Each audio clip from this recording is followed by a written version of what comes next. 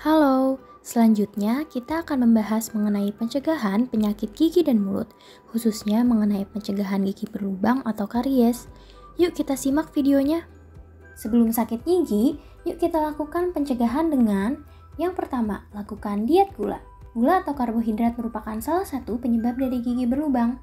Terdapat beberapa makanan yang bisa merusak gigi, diantaranya makanan yang manis seperti permen, coklat, es krim, dan lain-lain. Selain itu, perlu juga untuk mengurangi makanan yang bisa merusak gigi, seperti makanan yang asam, yaitu teh hitam, kopi, dan juga makanan yang terlalu dingin ataupun panas. Yang kedua, kurangi frekuensi ngemil. Ngemil itu apa sih? Ngemil adalah kegiatan mengkonsumsi makanan dan minuman di luar waktu makan besar seperti sarapan, makan siang, dan juga makan malam. Jika kita terlalu sering ngemil, bakteri akan semakin berkembang biak dan menghasilkan kondisi asam pada mulut. Kondisi asam ini kemudian membuat gigi kehilangan mineral atau demineralisasi.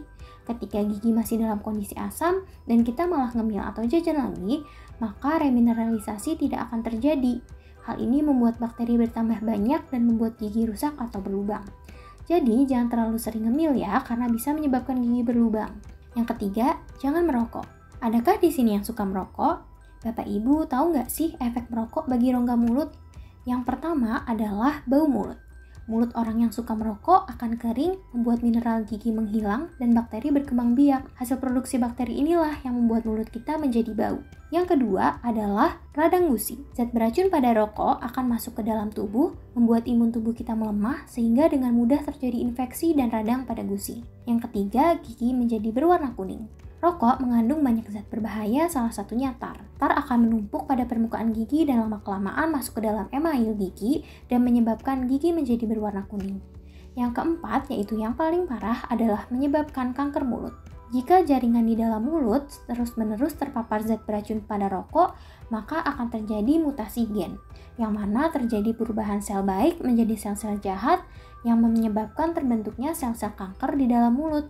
Yang keempat, lakukan deteksi mandiri kondisi gigi dan mulut. Mengapa sih kita harus bisa melakukan deteksi mandiri kondisi gigi dan mulut? Karena dengan deteksi mandiri, kita dapat mengetahui masalah yang ada pada gigi dan mulut, kemudian segera mengatasinya sebelum bertambah parah. Deteksi di awal sebelum keparahan terjadi bisa menghindari timbulnya rasa sakit, serta biaya penanganannya juga akan lebih terjangkau loh. Sekarang kita sudah tahu kan apa manfaat dari deteksi mandiri ini? Lalu bagaimana ya cara deteksi mandiri rongga mulut? Yang pertama, lakukan pemeriksaan gigi dan mulut dengan melihat di depan cermin. Kemudian, foto kondisi gigi yang bermasalah dengan kamera handphone.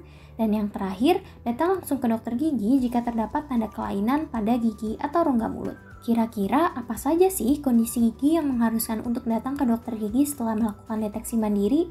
Yang pertama, jika ada gigi berlubang dengan ditandai bercak putih, bercak hitam, ataupun coklat. Kemudian jika ada bengkak pada gusi, dan juga jika ada sariawan yang tak kunjung sembuh. Lakukan deteksi mandiri secara rutin ya, lakukan setelah menyikat gigi atau minimal 1-2 menit setiap bulan. Cara yang terakhir adalah rajin kontrol ke dokter gigi.